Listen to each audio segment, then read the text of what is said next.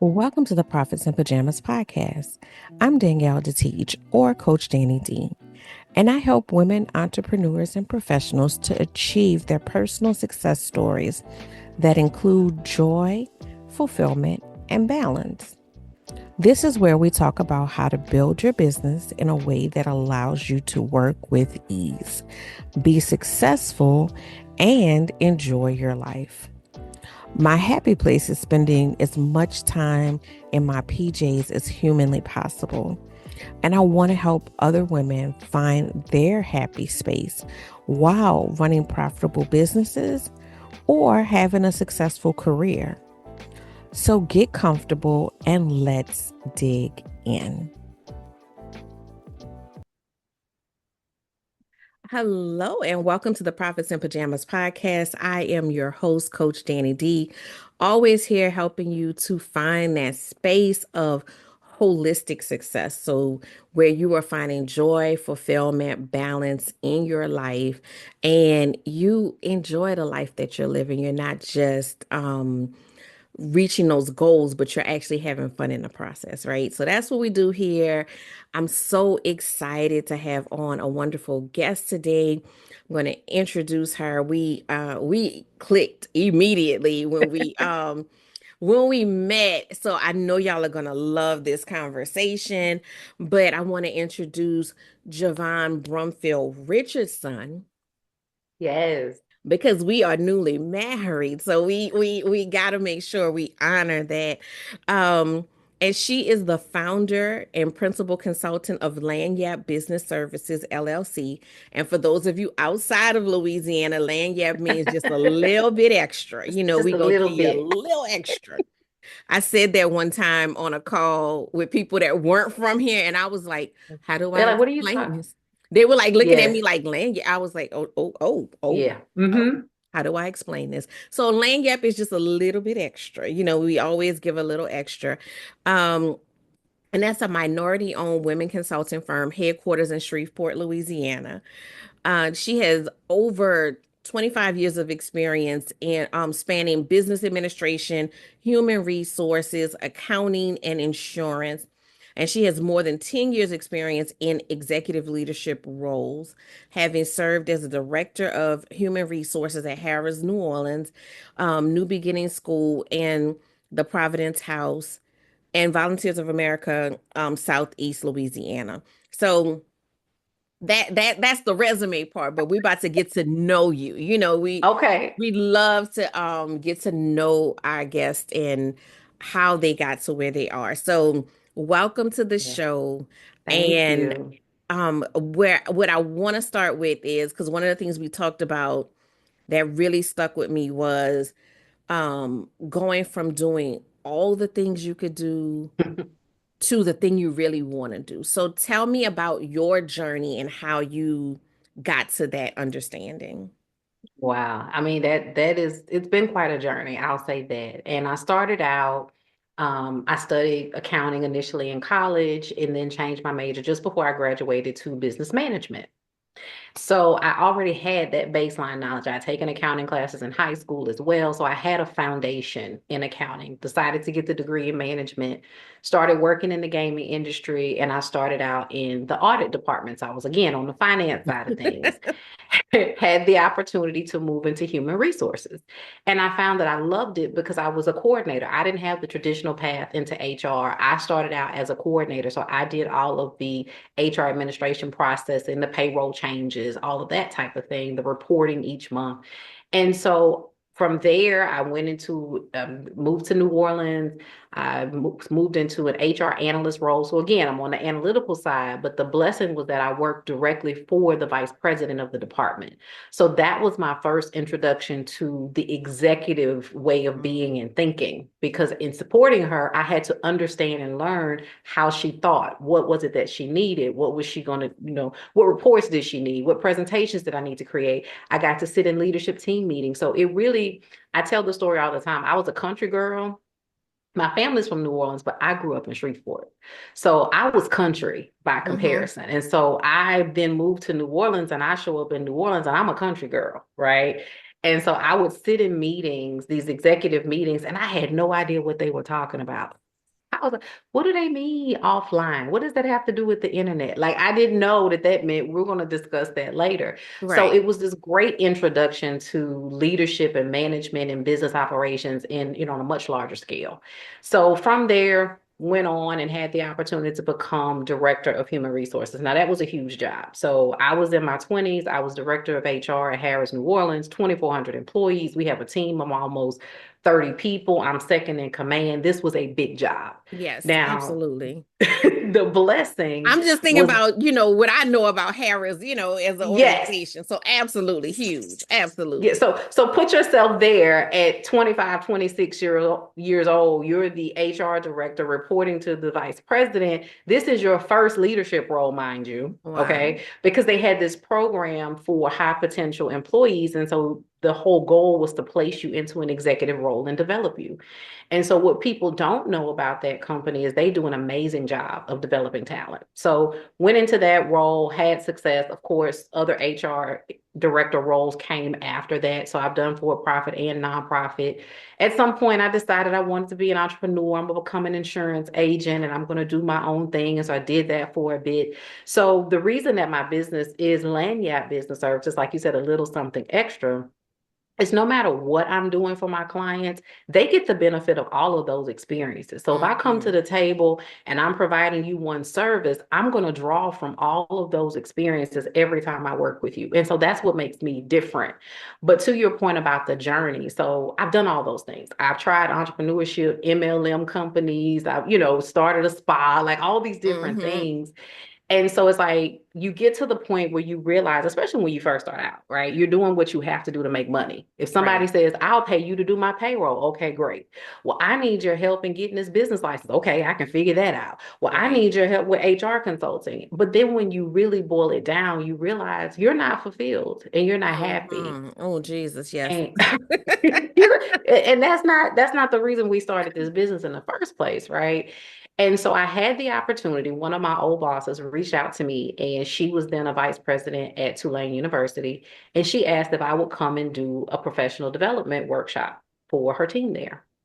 And of course, I said yes. Okay, right. So I Mhm. go, I do the workshop, and that was when it really clicked. I had had inklings along the journey before that this was a space that I loved. But then when I got in there and I realized like this is where I come alive, when I have the opportunity to teach and see mindset shift and I see the light bulbs go off, and I'm able to draw from all of my experiences to help other people navigate their lives, that's when it was real. Like, this is the thing. But even in that, it's kind of that journey of even though that's the thing, you still have to pay the bills. Right. And so it still has been a journey to now where I'm really starting to stand flat footed in that thing and say, I'm coaching, I'm speaking, I'm teaching. It's still been a journey to get to this point as well. I love everything about that because I think as entrepreneurs and as like, especially if you're multi-talented, multifaceted, a lot of times it is hard to rein that in. Hmm. You know what I'm saying? Because it's like there's a Oh, yeah. million things I can do. Could do. Yes. You know what I'm Yes. saying? Yes. But do I wanna? And Hmm. sometimes during that trial and error period, you realize I don't want to do this. Like, like there's some things like people say all the time, like I love to cook. Oh, you Hmm. should do catering. Nah, friend. Right. Mm-mm. Hmm. No, Because then you because realize it takes the joy out of it right, sometimes. It's not fun anymore. it's not, it becomes not fun. I don't want to do that for a job. I like to do that just for fun. Um, Hmm. and so there's some things that are going to be like that for you. There's some things that, again, I'm good at, but I just don't want to. Like, like Yes. it's a skill that I own, but Hmm. I think if I had to do it, 40 hours a week, I would probably, not be a happy person. Yes. So that's a part of it. I know, a lot of my audience of creatives.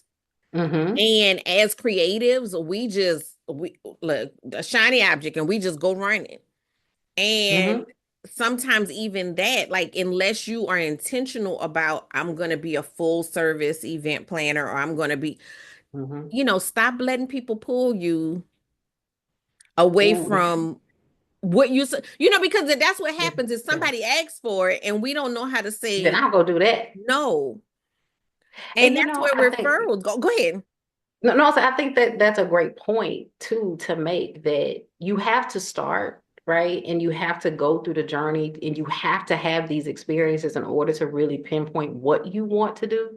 And I think you make a great point, especially about creatives. What I find a lot of times, and even for myself, I opened a spa at one point. I've been to massage therapy school, I've been to aesthetic school, I've been to Aveda. And so I thought I wanted to own a spa. I'd said that for years. And until I opened one, I realized you don't really want to provide services. You enjoy building the business in the health and wellness Mm-hmm. industry, right? Right. So even as creatives, you have to ask yourself, I enjoy doing this thing, right? But do I love it enough to also commit to running the business that has to support it? Because I Right. find a lot of creatives want to do the thing and they want to create, but when you started as a business, now you have a whole new set of responsibilities that have nothing to do with creation. Right. Right. I mean, and sometimes you're not even in a position to be creative. Mm-hmm. Like, when Because you it have to comes run the down to it, business. because you have to run a business and there's that whole other side of it. Now, Mm-hmm. I'm, the unicorn that is both creative and analytical. Mm-hmm. So, it's cool for me, right? Like I actually think I like the analytical side a little bit more than the creative side, but I also consider the analytical side creative, so Yes. it's a whole thing, but most creatives really don't like when you start talking about structure and operations and HR and all this. Look, they their eyes glazing over. They like, And I'll tell what you a time is this perfect look. over? Right. I'll tell you the perfect story. I'm at Aveda Institute. And so we start out and we're doing, because I'm naturally analytical. So we're doing all of the study, right? So I can pass all the exams. We talk about business structure. I'm killing it. Okay. Right, I'm studying aesthetics. And now we get to the color wheel. Now, at this point, the young ladies who are truly creative by nature, right? They're excelling. right. And so then they're looking at me and they're like, well, you don't see the red undertone, you don't see the yellow undertone. I'm like, I don't see any of that. And my instructor, I don't see that at all. My instructor looks at me and she said, I knew you would struggle when we got here because that's not how my brain is wired. Right. And, it's one of those things when you speak to loving the analytics and the creative, I love to say that one thing about me is I'm analytically creative, meaning Mm, so as you being a business coach, I'm able to think outside the box and come right. up with unique solutions to solve problems. But I'm probably not your girl to, do some of the things that you do when you create, right? I have an idea or a vision, but it's like those are the questions. And what I love is that we're really speaking about awareness. And you and I Mm-hmm. spoke about this before, and you have to be really honest with yourself Yes. about who you are and what you like, what motivates you, what you're good at, what you're not good at. Because you may want to do a thing, but that really may not be your lane. It, let me tell you. I mean, I think a lot of times, what I've seen a lot of times is people, let's say that they work at a, job. They've been working at this company for 85 years and they've been doing this particular role for that entire time. And, sometimes you get to a point where you know how to do the job better than the people that own the company. So then Correct. you think, I'm gonna go out and start a company. The thing Not quite is, the same. the But it did thing not work is, quite the same. you might be the most talented widget maker, whatever it is that you're doing. But being a business owner is a whole different set of skill sets that you could be the most talented. Just the most successful businesses are not necessarily the most talented. Yes. They're the Because most strategic. yes, what it takes to run the business is not necessarily the same as what it takes to deliver the good or the service. I recall that there was a vice president when I was at Harris. He was the only Black male vice president that we had. And he had all of these different departments. He had security, he had beverage, he had environmental services, he had facilities. And like whenever they had something new, they would just throw it at him. And I'm like, dang, I'm like, David, they just give you all kinds of things. Like, how do you do that? Like, how can you be a master of all those things? And he taught me something so important. He said, Jovon, it's not about me knowing how to do all of the things right. He said, I know how to manage people. Mm, And because I know how to manage people, he said, I can manage anything. He said, if I right. know how to cultivate the best in the people, I can get them to do what they do well, which is to create or Yes. deliver the service, you know? And so I say all the time too, one of the biggest messages is when you step into that leadership role, your success is less about you being good at the thing that you do. Your success is Hmm. now tied to how well you can get results through other people. And like you said, that's a totally different skill set. I want you to repeat that because we're not going to Yes. we're not going to run past that because I think a lot of people need to hear that and understand that that's probably where you're stalled. Yes. So I want to say this again. When you step into leadership, when you step into owning that business, if you get promoted on your job, so let's say you were great at the thing you did and you were an individual contributor and now you're stepping into a larger role, right? Your success prior to that, which led to this point, is all about how great you were and how well you did that thing. But now that you make this step, there's a whole lot of mindset shifts and there's a whole lot of changes that come because your success is no longer about how well you can do that thing. So let's say you are a balloon designer or an event planner or even a counselor or an attorney. It doesn't matter as much how great you are at that thing. Your success now is tied to your ability to get results through other people because your business can only grow so much with just you. There's only so much that you can do.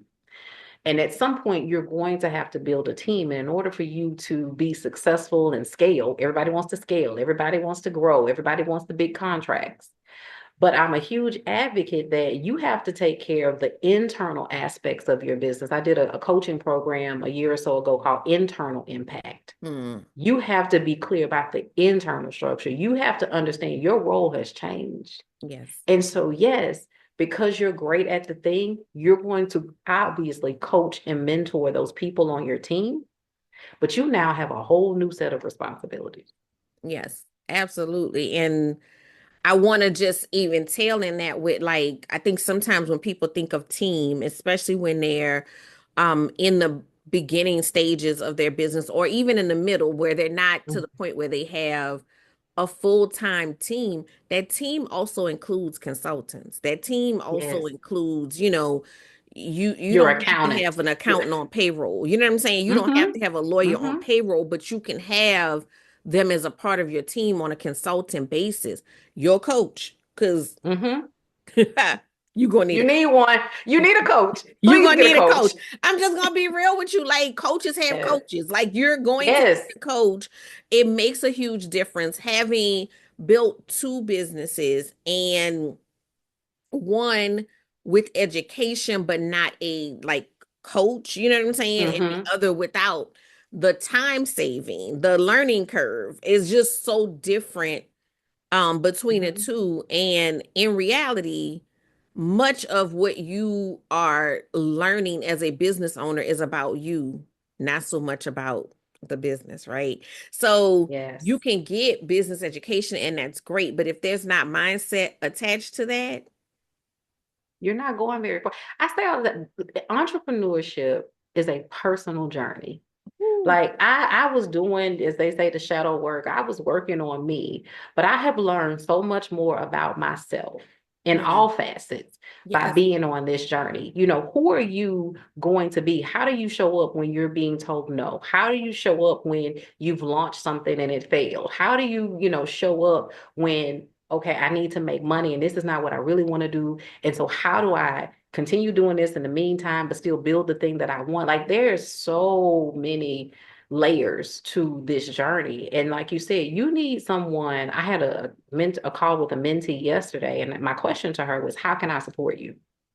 And she very clearly said, one, provide me with tools and resources that I don't know about, which is exactly what you spoke to. hmm And two, hold me accountable. because it is so easy to get comfortable, to get complacent. Life, as they says, life be lifing, and then you fall off, and now you're not on the path of what you said you wanted to do. You need someone who is going to not only cheer you on, but you need people in your circle around you that are going to tell you the truth. You Like know, I was about so to say, call you out because sometimes call you need you that out. call out. Like, girl, what happened to that book you said that you was writing? Mm-hmm. Because I'm sitting here waiting. I got my card in my hand, but I don't see Mm-hmm. no book. Sometimes you need that. You need Yes. because you said lives, and it does. And I'm not going to Mm-hmm. say it doesn't because look, I didn't been through some life. Um, but sometimes we allow circumstances, we allow fear um Yes. to escalate circumstances, right? Like, Mm-hmm. so yeah, this thing threw you off course, but it was that perfect opportunity for you to allow fear to let you off the hook. And we're looking. I've heard something at some point that says the person that we will disappoint the most is ourselves. You Mm. will let yourself off the hook. You will make an excuse because, oh, well, that happened. And so I wasn't Mm-hmm. able to do. And I remember you mentioned I recently got married and I was having a conversation with my bridal party. And we just started talking. We're all women of a certain age at this point. So, we start having these conversations. And they're like, well, Jovon, you're the person in the group that you have no fear. Like, you just keep trying. Like, if you look at all the things I've done, they seem to be all over the place. I've tried different things. They're like, you just don't have fear. And it's like, no, it's not that I don't have fear. It's just a couple things. One, there's a level of drive and determination that I'm never giving up, right? We're going to fail and we're going to fail forward. What do we learn from it? How do we come out better, on the back end? The other thing for me is I had to start my life over from scratch 3 different times. And when you have experiences like that, when you start over literally from sleeping on an air mattress, from, having a huge 4 bedroom house all on your own, and then you're sleeping on an air mattress, it gives you a level of confidence. Like, what's the worst that could happen? I'm gonna sleep on an air mattress again. Right. So it's like we give ourselves reasons to quit all the time. And if you take those excuses, is what they are, you take those excuses out of play and you push yourself to get up and figure it out. Okay, what's next? Because Yeah. if you look at successful people in history and you read their stories or you watch their documentary, how many failures have they encountered? How many times have they overcome? It, You I got mean, to. I think that is such a key point is that people think that success looks perfect. And Mhm. it's messy as all get out. Like Girl. ain't nothing cute about it. It's not. It's the process is Mm-mm. not cute. There is no such thing as a perfect journey. And there's Right. no way that you're gonna sit back in a lab and perfect it. And that's what a lot of people look, that dream has been deferred because you sitting in the back trying to perfect it when Mhm. you talked about like successful people just keep doing stuff. They Because just keep trying. as we just said a few minutes ago, the clarity comes on the journey. I talk to so many people. I want to start this. Well, I'm working on this and I'm researching that and I'm building this. But if you just start one piece, you may find that that's not the thing you want to do at all. I started out and I thought, well, because I have this broad base of experience, I'm going to do small business coaching. That's my lane because I can help all these different people with all these different things. And I got into it and I went, no, that's not really my thing. But I wouldn't have known that had I not gotten started. I could have spent a year, 2 years building out all these coaching plans only to get into it and go, that's really not the fit. That's not my purpose. That's not where I'm gifted. And so you have to be okay with that. And you have to, one of the things I think is important too is oftentimes we don't think to monetize the thing that we do naturally, the thing Mm. that we do without thinking about it. We have Yes. a tendency to Yes. think that work has to be difficult, it has to be something hard. We've got to do all this planning. What is the thing that you are uniquely gifted to do that you do naturally? Figure out how to monetize that. Stop Yes. making it so difficult. Yes. Yeah, I mean, you are so right. We have so many gifts that we got to sit and collecting dust. And like we said, not every Mhm. gift has to be used, but Correct. there is that thing that's so unique that like you are just not even, you're not even looking at it in that way. And I think Mm-hmm. sometimes it's the awareness, like you're not even paying Mm-hmm. attention. Like, what's that thing that everybody calls you for? Mm-hmm. Like, what is that thing? That's, a first step of trying to figure out what it is. But sometimes we know, Yeah. but this is a conversation I've had with several different people. And the thing that is the most innate to you also feels the most vulnerable. Yes. And so for some reason it's harder to Yeah. because I think part of it is, it's one thing if I launch something, it's a skill that I have, but I'm not attached to it, and that launch doesn't go well, right? Mm-hmm. But if Mm-hmm. but if I launch that thing that's innate, it's almost like I'm putting myself Yes. out Out there, there. and Mm-hmm. I'm fearful that I will be rejected.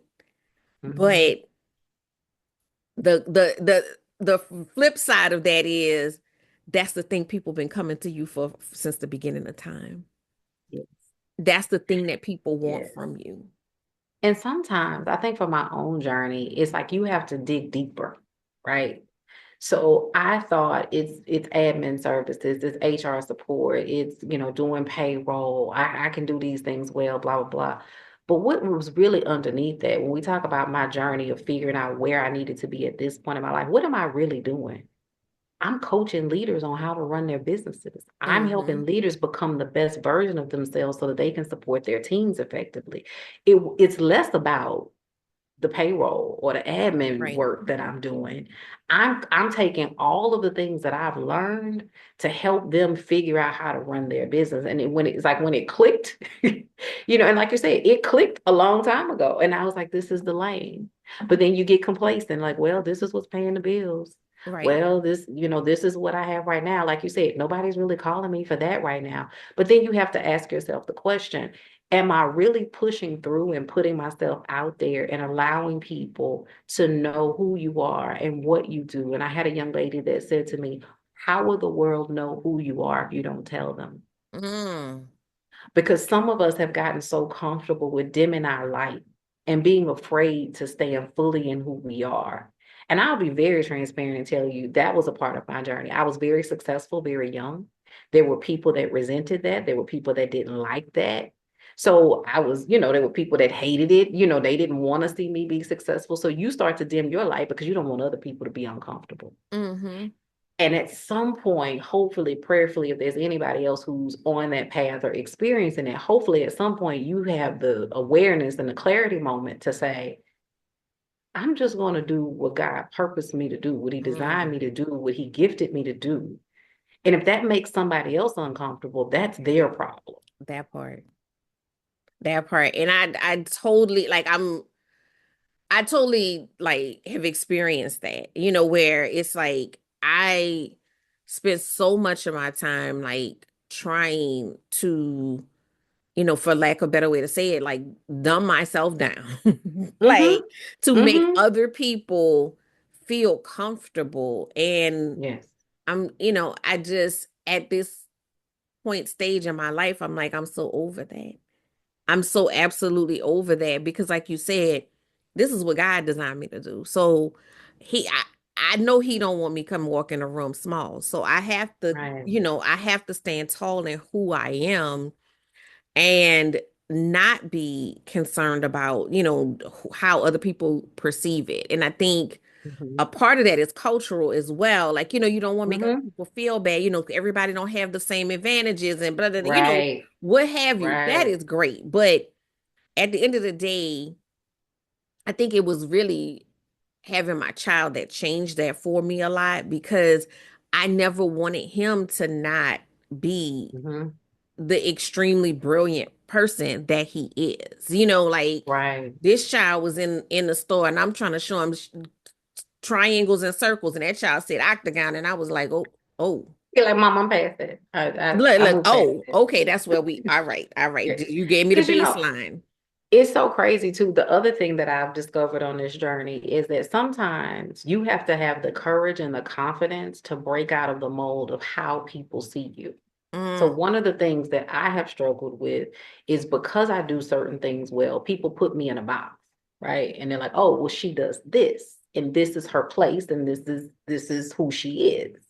Mind you, I just told you I have a whole slew of other skill sets over here that I'm not maximizing. And again, how will they know who you are if you don't that's true tell them, if you too. don't show them, right? And so some of it is giving yourself permission to go. I had someone ask me one time, I said, "Well, I'm not going to be doing this anymore." And they're like, "Well, why not? What's wrong with that?" There's nothing wrong with that.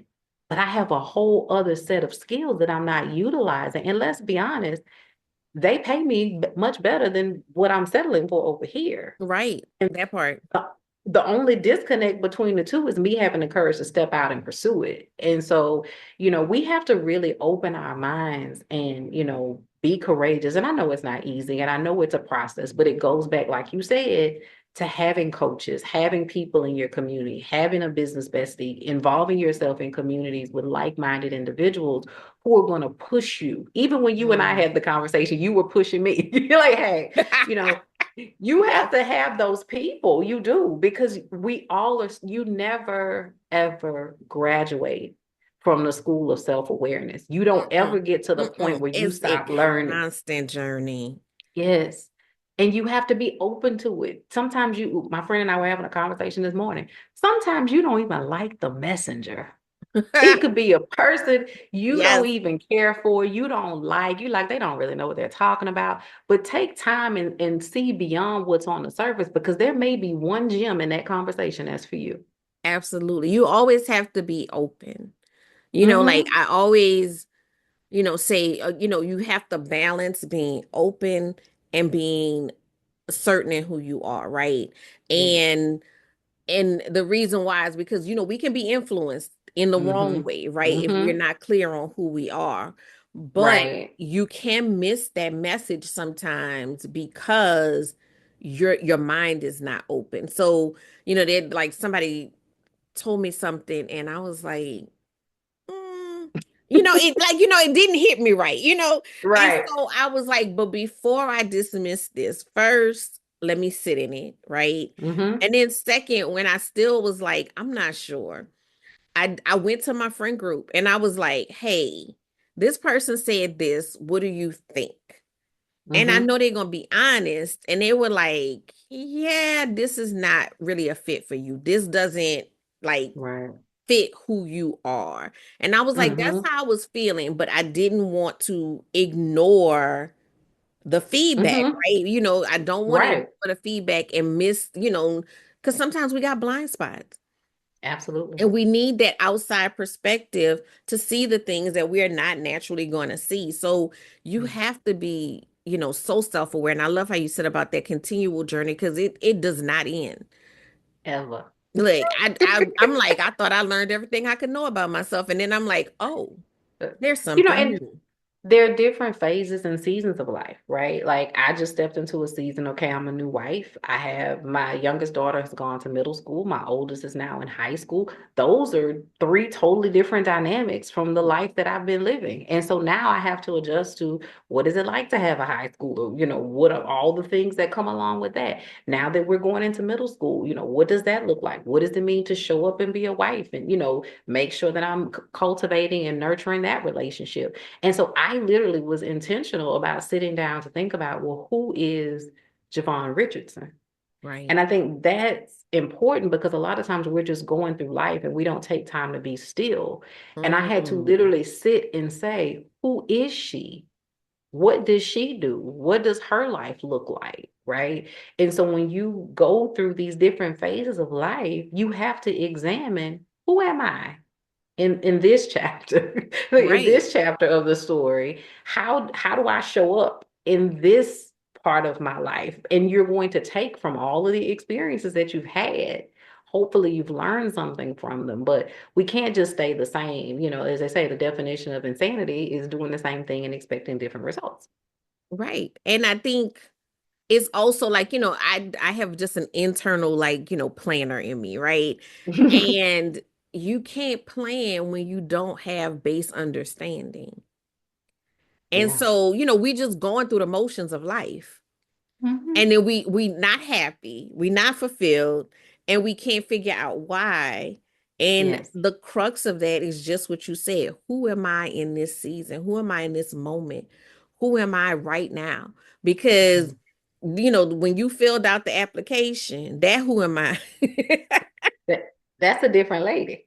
Look, that was 40 years ago. I wasn't even a lady. Like that Right. has changed who I was in my Hmm. 20s, who I was in my, Yes. 30s. Like that has changed, who I was last year. Yes. It has changed. It's constantly, updating, and you have to be clear on who you are to make sure that you are showing up Yes. as who you are, right? Because maybe you got to renegotiate some contracts with some people, whether Or that's, in some. Look, or in some. or in some, you know what I'm saying? Because, and I'm not speaking professionally per se, Yeah. it could be, but I'm talking about in Hmm. your life because Yes. those things have changed. So, Certain things no longer serve you. correct. Right. There was a TikTok that my friend saw earlier this week, and the lady was encouraging people to write the affirmation: I accept my new life. I let go of anything that no longer serves me a purpose. Mm. And in order to identify that, you have to examine, like you said, you have to examine the things in your life. I did a presentation this week about evaluating different facets of your life, right? It's not a singular thing. How do you think about the place where you are, the people in your life, your physical health, how you're making money, whether you're operating in your purpose? Those are all things that you have to examine individually, right? And collectively, they make up your life. And then you identify, okay, where are the areas that are weakest? Where are the low areas that I need to address? Because if your real issue is that you're struggling with the people in your circle and you embark on this fitness journey, and yes, it will improve your health and you'll be healthier, but overall, you still won't be at peace and you won't be happy because you haven't addressed the thing that's truly the issue. And so it's just, I love helping people go on these journeys Yes. and really pushing them to think differently. And it's not that I know so much more than anybody else. I'm simply telling you the same things I'm doing with my own life. Look, I say that to people all the time. I have one of my best friends. She'll say, "Do you see me right now?" And I'm like, "No, but I see me." So I'm I just see I'm just me. talking to myself, Yes. and I'm just saying what I know I needed to hear when I Yes. experienced that thing, or what I would want someone to say to me. Yes. So is really that. And again, you said it not necessarily in these words, but I consider myself a superb problem solver. And Mm-hmm. I see that as one of your skill sets as well. So it's like it's not that I know the answers to all of the things. I Right. just have a uncanny skill of coming up with solutions given a Mm-hmm. problem. So Yeah. that, and again, that's why you need coaches and outside consultants to help with these things, because Yes. sometimes you're not going to connect those dots by yourself. Somebody needs to Yes. come in. One of my good friends and client, she said to me, she said, she was working with me in a program, and we would meet every 2 weeks. And she said, now I could have a situation come up, and I'm sitting here for 2 weeks trying to figure this out. And I say it to you, and then in like immediately she's like, you just like make me feel like I ain't been doing nothing for that whole 2 week Right. period. But you know what? The beauty of that, and this is something that in our community, particularly as women of color, we have to do better at. We don't lean on genuinely, right? Having people lean on the people in our community that can help us in a certain regard. Like you need community. My friend Mhm. and I used to sell these shirts that say collaboration over competition, Yes. right? Oh, yes. because you're going to be great at some things. I'm going to be great at some things. And if we put ourselves together and we support one another, now let me say, I'm not talking about one-sided relationships. I'm Mm-mm. not talking about when you dial my phone and sis, let me pick your brain and you never pour back into me. That's not Right. what I'm speaking of. But when we can be mutually beneficial to one another, and I can call you and say, Coach Danny, hey, I'm stuck with this. And when you have a problem that aligns with my expertise, you can pick up the phone. That's what makes the difference. Sometimes people ask me about the success I've had. It's like I've had a business bestie. I have a friend from college where, like you said with your friends, we can talk shop. I can bounce those ideas off. She can bounce those ideas off me. You need a community of support. You need a community of like-minded people. We were not meant to walk this journey alone. And I'm telling you, women of color, we were not meant to do all the things. Mm-mm. Society has us believing that you have to be able to do all the things. And that's really not how it was designed to be. You have to, now, I'm not telling you to jump at every single person that comes along. You have to vet them. You have to use Yes. your discernment about who's for you. I prayed intentionally, God, send me my people. Yes. Send me the people you would have me to connect with. Send me the people you would have me to serve, right? But you need a community of support. Please stop trying to figure it all out on your own. Oh, Jesus. Because it's hard. It's just hard. You know what Yes. I'm saying? And the thing about it is when you come, genuinely to a space, and open yourself up for help or conversation, or I think the Hmm. reason why we don't do that is because we don't want to be vulnerable. We Um, don't want to owe anybody anything. and we don't want owe nobody anything. We Mm-mm. don't, it's all of these like things we have in our head that are stopping us from doing it.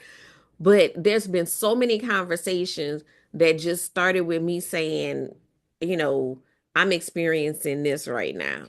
And then the group chat just blow up because like everybody got 12 different stories of Hmm. like what their experience is with that same thing. Right. But it takes one person to have the courage to start the conversation. Yes. But Yes. a good friend of mine, a fellow coach, she said to me, you you know how you feel when you help Hmm. someone. Hmm. Why are you robbing the people around you of that Mm. feeling? Yes. Look, I had someone say that to me, and this was even from a personal setting. My oldest daughter was about to have her first birthday party. And her aunt said, well, I'm going to send you some money for her party. And I said, oh, you don't have to do that. Like, you've done so much, you've helped us, blah, blah. And she literally stopped and she said, Jay, why is it okay for you to always help people, but it's not okay for people to help you?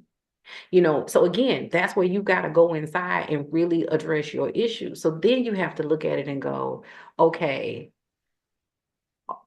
I have a friend who says, I could never repay you for what you brought to my life. And so I'll try to stop her from doing this or that. Like, you don't have to do that. No, no, no, you don't have to do that. But no, no, no. You don't understand. What you've given me, I could never put a dollar amount on. So I Right. will always show up to support you. I will always do these things for you. And I found that a lot of people struggle with allowing that help, with opening up to that help. That's been a part of my journey. And I've been so blessed as a result because, like you said, there have been people that have come into my circle and they see something I don't see and go, hey, you need to focus on A, B, C, and D. And I'm like, you know what? I would have never pushed that on my own. Mm. But it is that openness and that transition. And I mean, I will be totally honest and transparent in the fact that I'm still the Lord ain't done We're with we me. we are on a journey. Right. The Lord ain't done with me yet. Right. I'm learning Yes. to do better with that. But I think sometimes it is like flipping it and putting yourself on the other side of it, and you know that like Hmm. you wouldn't want for your friend to be struggling, right? And you could have helped them. And you could have helped them. Like I can remember now, this was many years ago. This was before I was doing balloons. I was doing desserts back then. And I had Hmm. this big order come in like last minute. It was like, I want to say 800 and something cookies for this like Wow. um TV show that was shooting here, right? And Hmm. so I was up all night baking these cookies, wrapping them. I had to go on, I was working full time at that time, so I had to go on my lunch break to go try to bring them and drop them off. Hmm. And I was talking to one of my friends. and she said, "Oh, she said that's so cool. I saw you did, the cookies for whatever." And Mm-hmm. I said, "Yeah." I said, the only thing I wish I would have had time to put the labels on them, like Mm-hmm. my business labels on Right. cookies because it was just so many. I just didn't."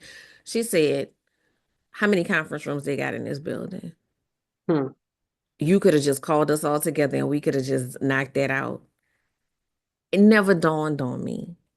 Mm-hmm. Never, like, even, and that's the sad part. It didn't even dawn on me to say, Right.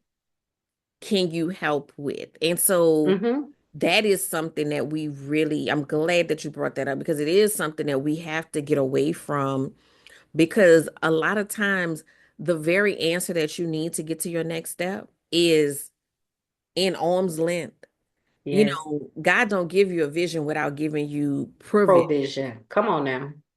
So the problem is it's coming up to us and we turning it away.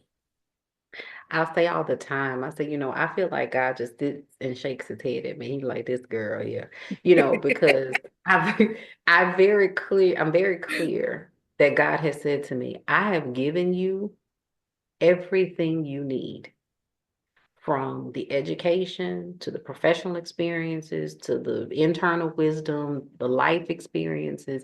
I've given you everything you need. If there is any level of lack, if there is any deficit, if there's any level of you not reaching whatever level you desire to be at, it's because you're not using what I gave you. Mm, He's like, I gave you the people, I gave you the resources, like he's given me everything. And when you really sit and think about that, you go, I just need to use it. My daddy has mhm, said to me for years, my daddy calls me Joe. So you'll see Joe on a lot of my materials. That's a mhm, nod to my dad because he always wanted me to be an entrepreneur. He kept saying, you too smart. You should be working for yourself. You know enough. You should work for yourself. I was afraid, right? So when I finally became an entrepreneur, I used Joe. But he would say to me for years, Joe, you don't use your resources. mm, And I was like, again, I thought I can do this. I got this. I don't want to ask anybody for anything. I don't. He was like, you don't use your resources. And when I look at it now and, you look at the people you've worked with over the years and you've built relationships with over the years, like you said, those people are willing and waiting to support you, to help you. Maybe they can't do anything big, but you know what, Danny? I'll show up in this conference room and I'll put stickers on these cookies. right, right. I mean, and not just like it sometimes it's not because a lot of times we think about like a support or a connection or whatever, Mm-hmm. like financial, but sometimes it's just that that person is so like invested in what you're doing. Yes. Like, Mm-hmm. when I back, because you just made me think back to a moment, like back when I used to do the desserts and stuff like that. A lot of times I would have to bring them into work, because I would have to go Mm-hmm. on my lunch break to deliver or do whatever. And there was several times where I'm on the elevator with, you know, a friend of mine and maybe like, whoever else is on the elevator, Mm-hmm. right? And they see the box of treats. And so they, whoever starts talking about it.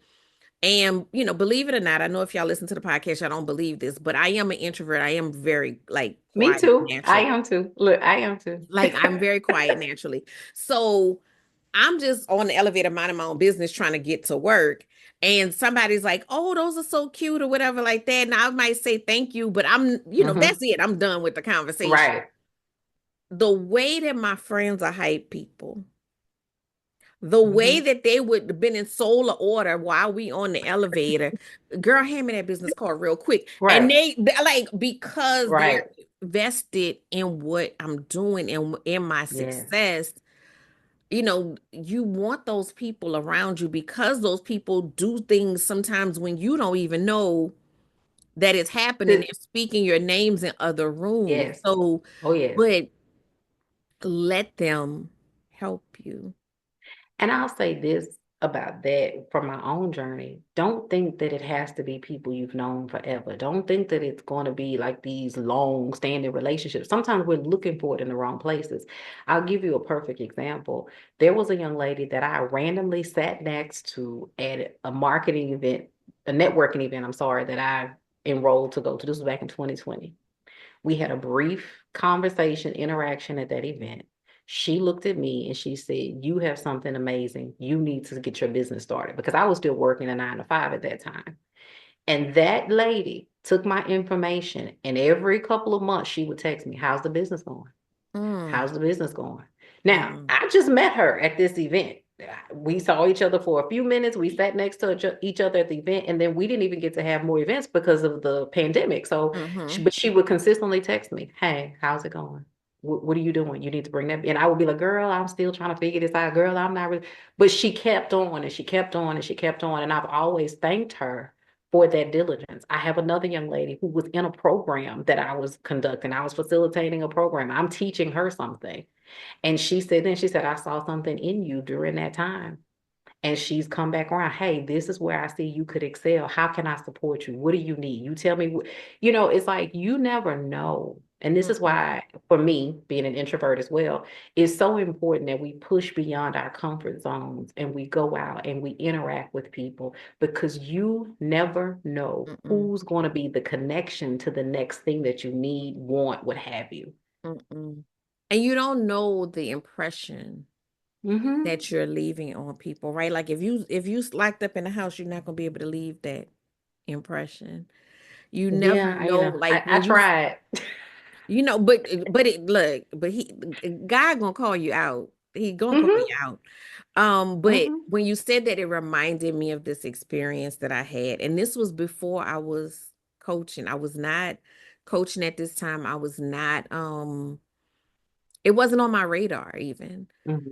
I did this event. It was a business event for our local chamber. So they had like a Okay. um I'm trying to think like a fair, so to speak. Like, everybody Gotcha. had booths and stuff Mm-hmm. like that. And so I did this event. I had a booth, had, balloons everywhere, whatever. My Yeah. husband, was my wingman, Mm-hmm. and so this lady walks up to me, and I want to say she was a massage therapist. And she walks up to me and she says, "I know you don't know me, but Mm-hmm. I've been following you on social media." And she started telling me about her own journey trying to get her business started. And she had some stuff going in her personal life and everything. And she Mm-hmm. said, but she said, I've been so discouraged so many times, but I've been following you and following your journey. Mm-hmm. And you have motivated me so much to Mm-hmm. keep going. Yes. And the way me and that lady ugly cried together, Yeah. Look, y'all are sisters now. you know, like the way we ugly cried Yes. together, but it just, for me was like, just being able to show up to, be real about, what's going on in, my business. I mean, not, Yeah. that particular business, I'm not as forward facing as the coaching, of course, but Mm-hmm. just showing up, because prior to Yeah. that I was not there was a long period that I was like, I'm gonna just be behind the scenes. I'm gonna let the balloons do Mm-hmm. talking for me. And I got called out, Mm-hmm. like again, provisions don't always, feel Yes. good, right? I got called Right. out. I went to an event where there was a lady that was speaking, and she was talking about being the face of your business. And Mm. even though I had heard all of that before, this was the first time I was hearing it from somebody look like me. Mm-hmm. And for her to sit there, not knowing me, and have her presentation be full of all of the objections that I had, Just slapping you all in the face. all up in the face, I was like, Yes. well, I Mm-hmm. don't have any excuse. And so that changed that side of my business of, being more the forefront of my business. But had I not been the forefront of my business, then this lady would not have continued growing her business. Mm-hmm. And I might not have even thought that I was having an impact in a way that Yes. led me to coaching, So it's Mm-hmm. all of those things come full circle. But I feel like we fear a lot of times being vulnerable, being Oh yeah. authentic, showing up as ourselves. And there's some real reasons for that, and there's some fear-based Yeah. reasons for that. But we got to work through it, We because have to. we can't attract what we need if we're not truly being who we are. And I'll say this too. One of the lessons that I had to learn is that just what you talked about, there is somebody that needs to be blessed by your journey, by your story. And another, aha moment, revelation I have when the Spirit whispers to me is that God's like, I didn't give it to you for you to keep it to yourself. Mm-mm. I allowed these things to happen in your life so that you could then bless somebody else who's on a journey, right? And there is someone who's waiting on you to step into your rightful place so that you can open the door to something else for them. So for me, my elevation and my, transition, my pivot in my business opens the door for me to then recommend other people to build their businesses in places that no longer serve me. And that's sometimes how we don't understand. Like when you think about it in that way, if you don't want to do it for yourself, then do it for the people who are to come behind you, because Yeah. there's somebody to be blessed by your journey, and there's somebody to be blessed by you moving to your rightful place so they can step into where they need to go. We have to know, even, as an HR director, obviously always thinking about talent and people and positions and things like that. But I always wanted to use my platform to create opportunities to open the door for people, Mm. because I'm going to sit in a room that you may never get a chance to sit in. Yes. And if I can use that position and that power to advocate for you to be seen, for you to be considered, for you to be moved. There was a young lady who came to me one day. She was like, she bought a new home and she invited me to her housewarming party. And we go to church together, so I didn't think much of it.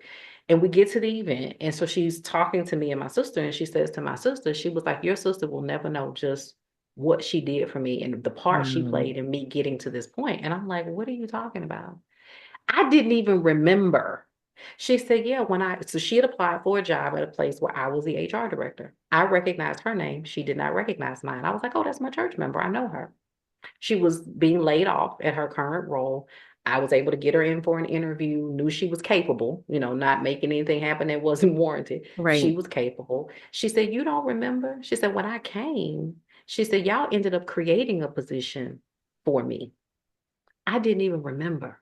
Wow. And so we had one of the moments like you had with the lady at the event. It was like, oh, wow. And she was Wow. like, I never would be at this place of buying this home had you not opened that door for me to step into a new place of, income and broadening my skill set, doing something. So it's like, you don't know. Mm-mm. You You really don't. don't know. You just have to be obedient. You have to, my friend always says, the Ooh, Holy Spirit obedience. whispers. Look, it whispers, it doesn't yell. You have to listen to the whispers and you have to take action. I think, as they said, there's no shortage of ideas, there's no shortage of vision, there's no shortage of things you want to do, but you have to take action. Start small, start somewhere, and Yes. every day, just work towards whatever it is every day in some small way. Don't try to jump out there and be gung ho and do it all, Mm-mm. but just start small. And, because you're positioned and you're destined to do something to help someone else. Yes. Yes. I totally agree. I think that, the too many projects that are in development, like that have been in development for, Yes. such a long time. And it's time to pull it out of development. And again, you Hmm. don't have to, it does not have to be perfect. You don't have to get to step 47. You just got to get to step Right. one. Hmm.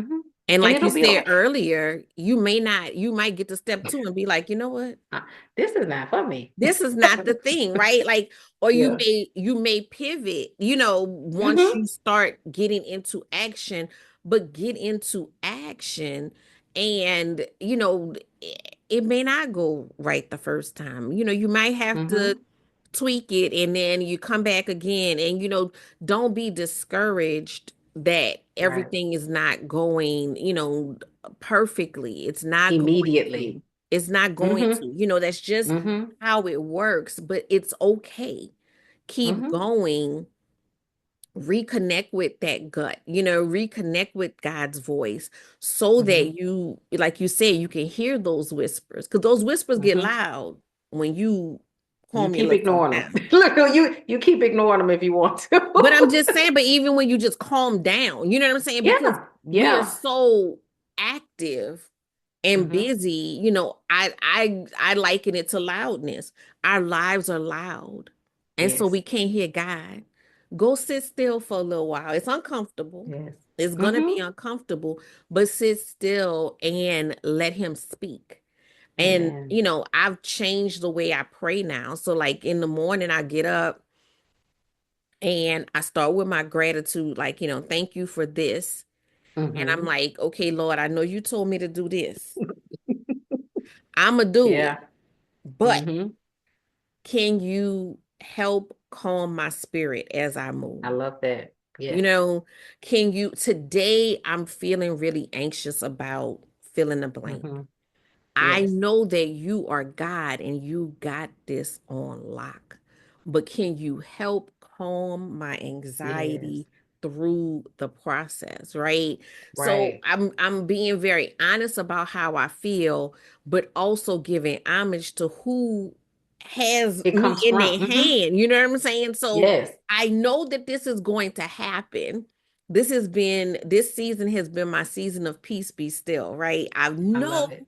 that is coming. I know that this Mm-hmm. is happening. I know that we are in process, Mm-hmm. but you made me, and so I know you know that I had. And and here's the thing, and you know me. And You and know that's me. the way I talk to you. You know me. And Like you you know me know and you know I got anxiety. And for some reason you don't want to show me your paper. right. So Could can you help you me? can Can you you help help me? me to not be stressing out about seeing the paper? Yes. Yes. But I'm gonna keep working because you had told me to. So I'm gonna keep doing it.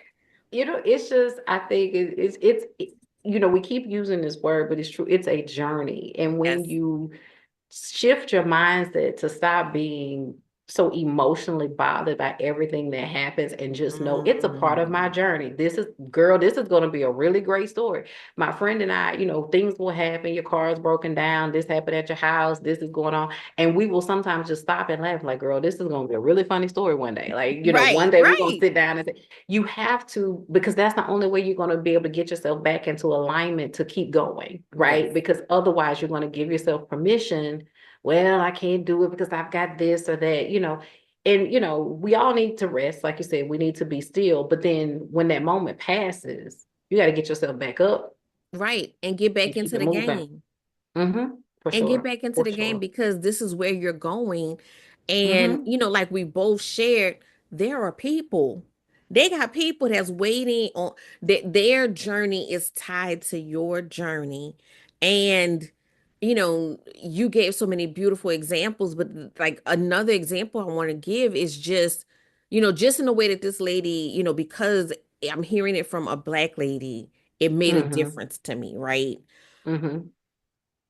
I'm an introvert and I say it out loud all the time because I need introverts to know you can be successful in business. Yes. I am a work with ease coach, so I am not your hustle and bustle. That is not the way that's not how I operate, Right. right? I need you to know that you can be successful in business and have balance in your life. Yes. I need that. So if I don't show up and share that, where is that Mm-hmm. voice? Because they got Yes. enough voices out there telling you sleep when you die. Right. Um, they out there. But where are the voices for the people who, are going a different journey Yes. just to see like there's nobody that's going to be exactly you, but they're going to be Mm-hmm. enough people that have pieces that give you Yes. those breadcrumbs that let you know what? I can do this because I know Yes. people left breadcrumbs for me. Absolutely. And just as you said that, I say to people all the time, I'm naturally an introvert. And I remember I had a supervisor who kept saying to me, you need to be more assertive. You need to be more assertive. Like you just, because she was very forward and direct. And maybe about 6 months later, she came back to me and she said, you know what? She said, I need to apologize to you. And I said, what do you mean?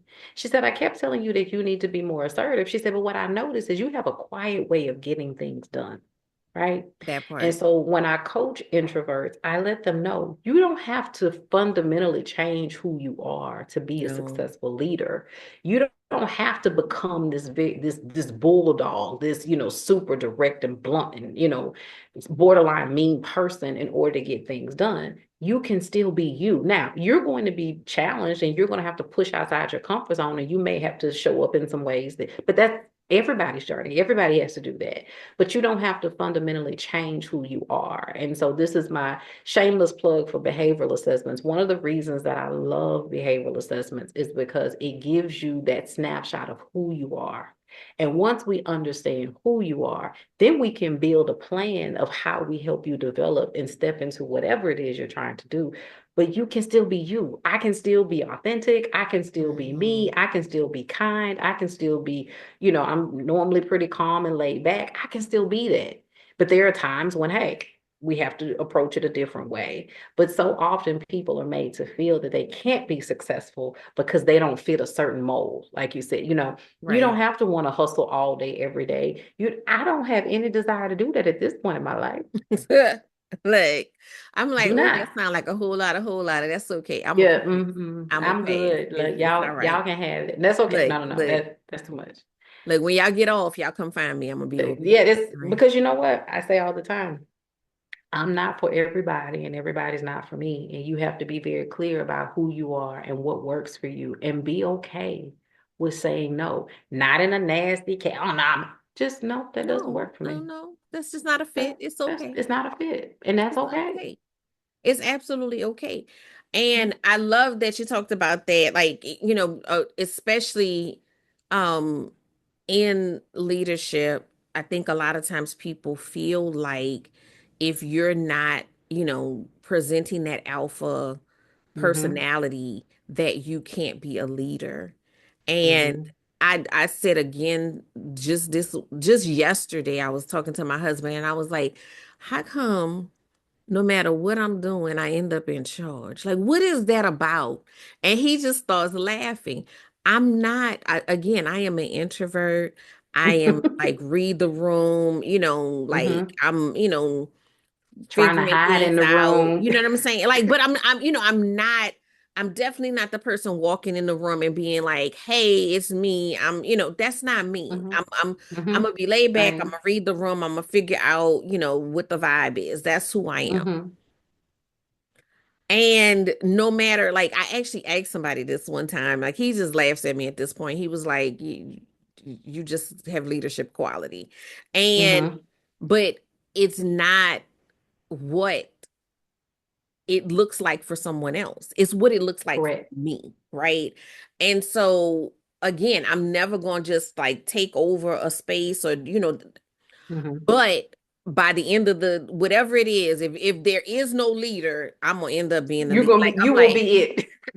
like I did not sign up for this. Like I was minding my Right. own business, but I asked a colleague one time, we were at an event and she was asking me questions and I'm attending the event like she attended the event and Mm-hmm. she's asking me questions and I'm like, ma'am, I'm just here like you just here. Right. I said, why is it wherever I go, everybody starts asking me questions? And Because you seem like you know. she said, you just seem like you in charge. Mm-hmm. I was like, I'm sitting here. I mean, what did I do? Like, Right. but the thing about it is, and we had a really good conversation about this before about leadership looks different. Yes. And, just like you said with the behavioral profiles, like everybody's different and equipped with different skills, and Mm-hmm. leadership looks different on different Yes. people, but that doesn't make it any less leadership. No. And it doesn't mean that you can't be impactful. It doesn't mean that you can't drive change. It doesn't mean that you can't create results. The key is awareness. You need to know your strengths. You need to know your weaknesses. You need to know your blind spots. And then once you're aware of that, just create a plan, right? Right, Awareness, I always say awareness, communication. Now, understanding how to communicate, how you communicate, understanding others' communication styles, and then having a strategy. What's your plan, right? right, But it doesn't matter what your profile is. It doesn't matter where you start, but we have to have that awareness first. Like you said, that's that vulnerability. And you have to be honest with yourself, because one of the biggest things that I think that we don't examine often enough is it's not so much what I think about me, but how do other people experience me? mm, What do other people feel about how they experience me? And as a leader, and this is where people don't want to take responsibility in leadership, like I said, your role switches when you become a mm-hmm, leader. Well, they will say, well, that's their perception. Well, guess what you do as a leader? You manage perceptions. right. well, that's just how I am. Well, guess what? You don't get to just be how you are. You have the greater responsibility to make sure that you know how to operate with different types of people, and the one thing that even like I said, going through the journey of coaching and doing things like that, no matter what you do, you're interacting with people. Like you said, whether you have a full team of your own, whether it's the consultants that you hire to support you, whether it's volunteers, whatever it is, it could be your clients or your customers Mm-hmm. even. You need to understand the different behavioral styles and the needs of each of those styles. Different people need different things. So Yes. any behavioral assessment I take, I'm highly analytical, right? So if you bring me into a situation, even if you're selling me something, let's say you're selling me some of your cookies and you make your presentation to me as an analytical person all about trying to be social, that doesn't really get you far Mm-mm. with me because I have questions about the cookies. Right. I want to know what's in them. How did you make them? You know what I'm saying? Like, because my brain operates differently. It doesn't make one way better than the other. It just, that's what I need versus what someone else needs. There's somebody else where if you don't engage them in a social conversation about how they mama them doing and what they did last week and blah, blah, blah, blah, they're never going to buy from you. But you have to be able to gauge that. You have to be Mm-hmm. able to assess, oh, this is what I'm dealing with. So I know exactly how I need to present myself, in order to be effective and efficient with them. That works across everything, clients, team members, and all the like. So I'm really passionate about helping leaders start to understand who they are first, understand other people and how to communicate and interact with them, and then develop a strategy, right? Develop that strategy. As I say, create the plan, work the plan, have a source of accountability to keep you on track with that plan, and to help you remember. Because especially in leadership, there are going to be times when you should do it. Fundamentally, but in the Mm-hmm. moment, we're human Yes. and we're dealing with human beings. And so often leaders will call me and they're ranting and raving and something happened. I'm like, okay, well, you need to say this, or you need to go say that, or you need, because in the moment you're just being human and that's okay. But to your point about community and having coaches, you need someone in your corner that can help guide you and redirect you if necessary so that you can have the success and the longevity that you desire for your business. Yeah, I love that. And I love the example that you gave because I think that it helps people who, there's some of us who are very clear that we are leaders. And then there's Mhm. some that are like, well, I'm not a leader. You run a business, you're a leader. You run a Let me tell you. household. You run a household, you're a leader. You're a leader because leadership is not about a title, it's not about a position. One of the things, the company that I'm connected with is Giant Worldwide, and one of the reasons I signed on is their values and their thought processes are so aligned with mine. And one of the things they say all the time is leadership is influence. Mm, Anytime you are in a position of influence, this is leadership. So you may say, well, I don't need leadership development. I'm not the leader. But just like you just said, well, if everywhere you go, you end up leading it. If you're in your church, if you're leading your home, if whatever it is, if you're in leadership, you have to understand you now have a responsibility. I had this conversation with my teenager this week. I said, to whom much is given, much is required. I said, baby, that's Bible. That, right. you now Absolutely. have a responsibility for other people, and you can't simply just say, well, that's just who I am. And well, I'm not the leader Mm-mm. because how you show up, how you interact has an impact. Remember, it's influence. You influence other people, which means you also have influence over the outcomes. And you have And to take responsibility for that.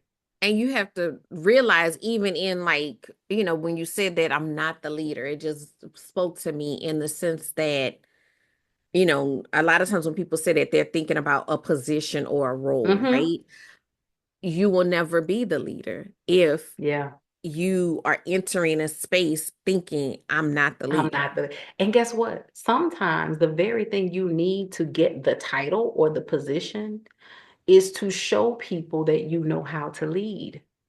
And you have to have the humility to operate with the influence from the space that you're in. A good friend of mine trains executive assistants. And she talks about that, how that's a leadership role, because as the executive assistant, you've got to be responsible for making sure there's a good flow throughout the Mhm. office and for the executive that you support. So sometimes the key to you get people are so caught up sometimes about titles and positions, but sometimes the key to you getting there is showing that you're capable, showing that humility that I'm going to lead from my seat wherever Mhm. I am. Right. How do I show up and lead from where I am today? Yeah, when you exude that, right? Like Mm-hmm. that just brought me to a story so many years ago. Like this was, oh goodness, probably a good 20 years ago. I'm starting to get old, y'all. Same, So same, same, look, same. I'm like, I I feel should it too. have grown-up stories from 20 Yes. years ago, right? Look, But I feel it too. like that felt bad saying that. But this was about 20 years ago, and I just started this new job, and I had been working there, and I started as like admin, and I'm doing whatever, and very small company.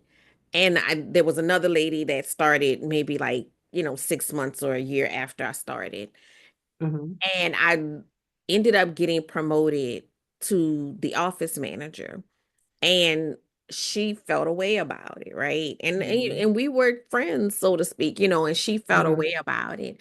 And so I ended up having a conversation with her, and I was like, so, she felt a way because of her, background and this and da da da da da. Da. I embodied that role before I got it.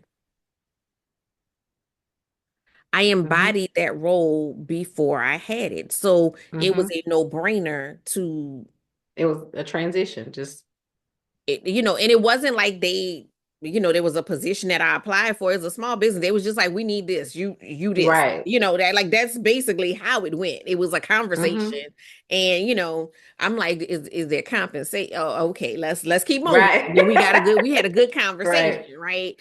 But it's that idea of you have to embody that, and if you're not willing to embody that, then people are not going to have that faith in you. And I'm not saying Right. go do a whole nother job for free. That's not Right. what I mean. But Right.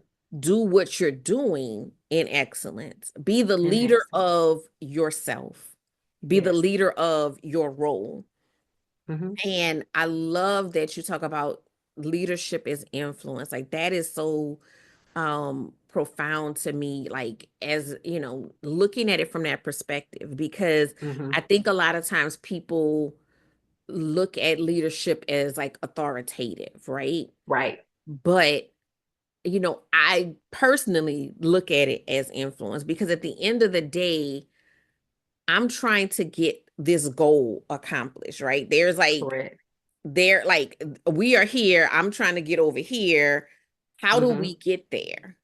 And Hmm. I am looking for ways to get us there and then beyond there, because we got to keep moving after we get there, right? Absolutely. So Absolutely. how do I corral the troops to get to where I need to be? And like you said, it could be something as simple as a conversation with a client. It's Hmm. not me against them. Right. It's me working with them to get to a solution. And that change in perspective, Hmm. I think is huge for success moving forward, because you're not going to Absolutely. yell your way to getting people to.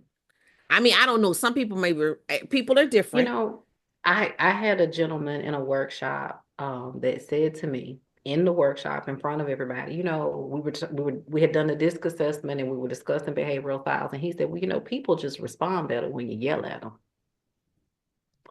And I said, well, sir, listen, I'm not going to deny that you have instances where if you raise your voice at someone, they may not take action, right? Because that's a thing. It is a thing. Children, adults, and the like.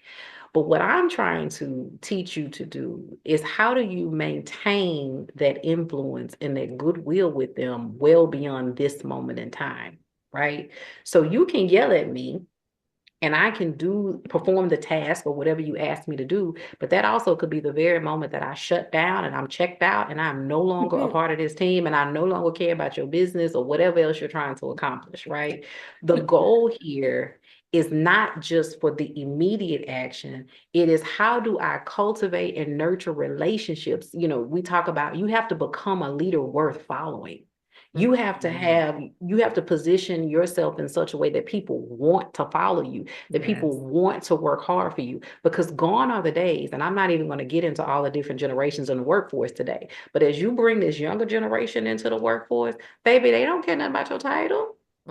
If you haven't cultivated a relationship and made them want to show up, they don't have the same values that other generations had. Their value propositions are different. They're looking for something different. So you're not going to appeal to them from the standpoint of, oh, well, you have to come here and have this job and make this money. They're like, oh, well, I'll just go work over there.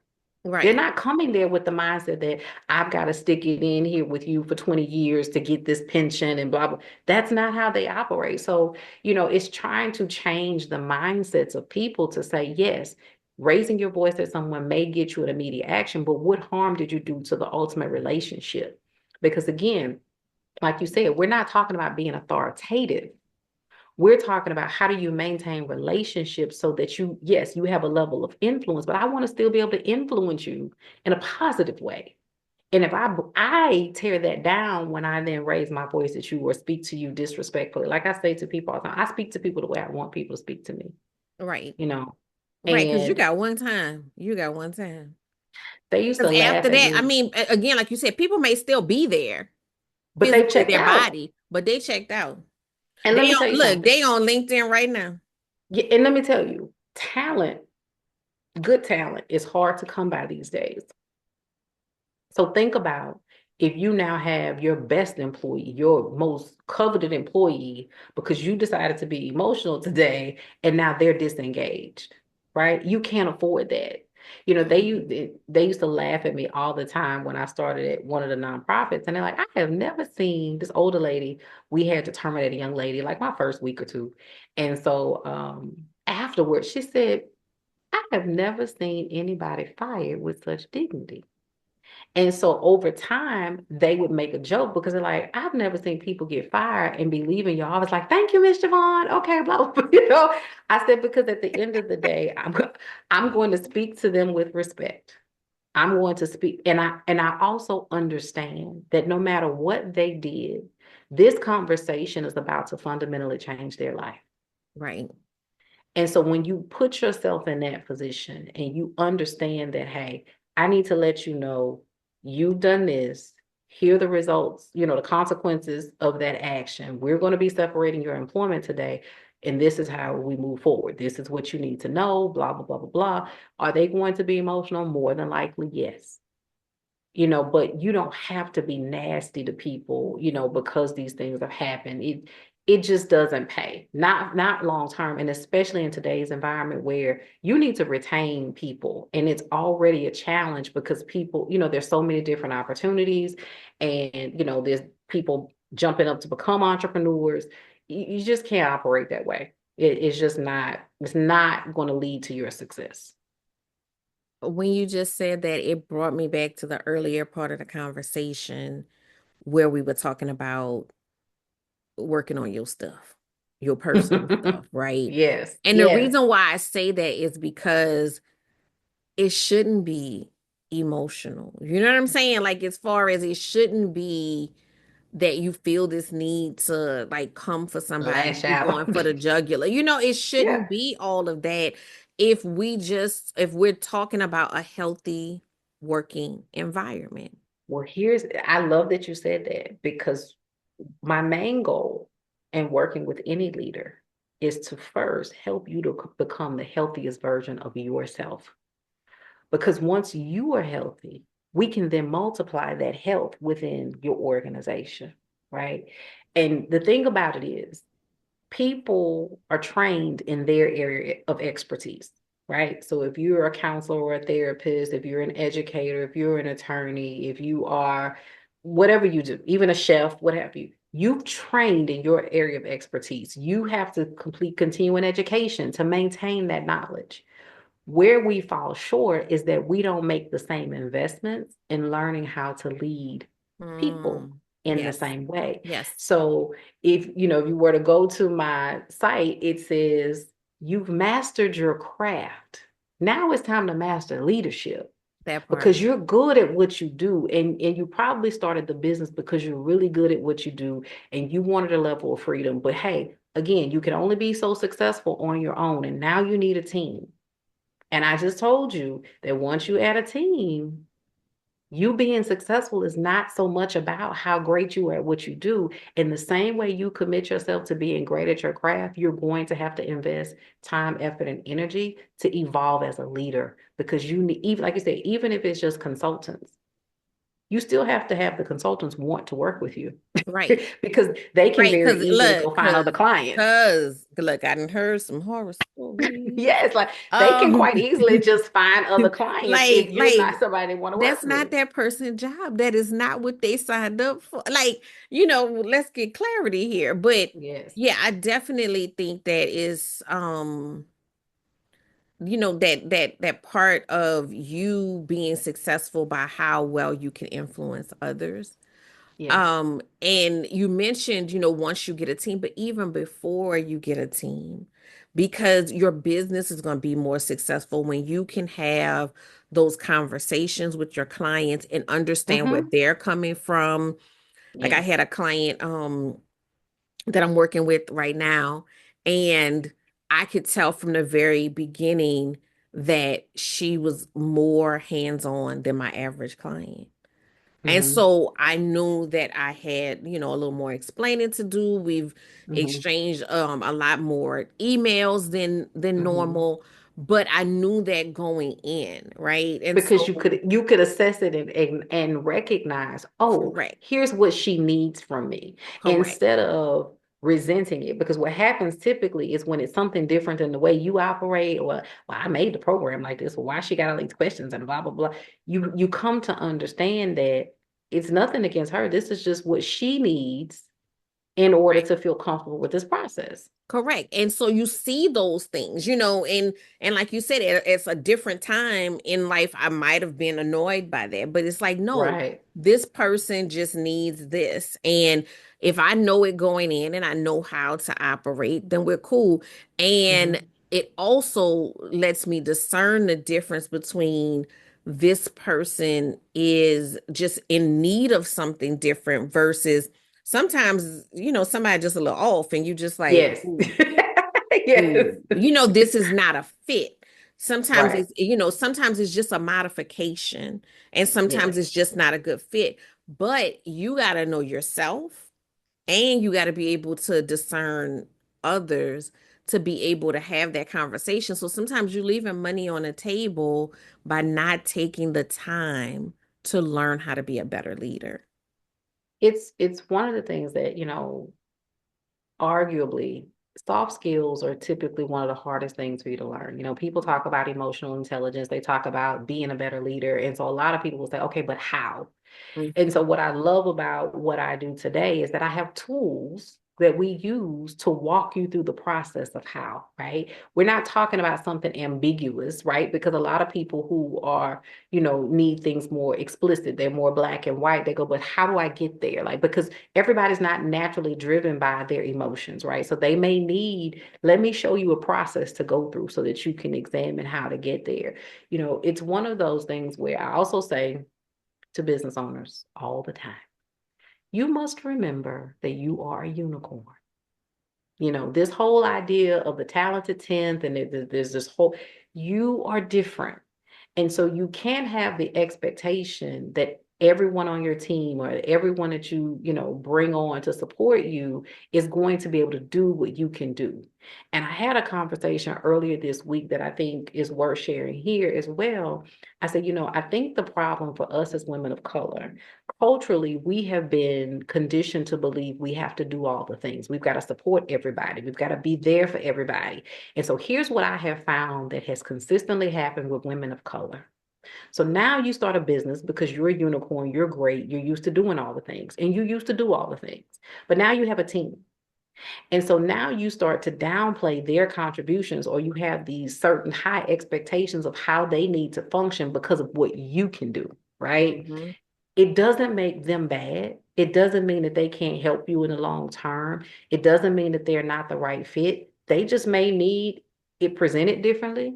You might have to repeat yourself a few times. You might have to go back over it and walk them through it. You're going to have to do a deeper check for understanding, but we have a tendency to think that because certain things come naturally to us, that everybody else should just get it and go. Like, well, I'm Right. gonna give you this 2-minute overview. Okay, you got it, Danny. All right, cool. I'm going. Right.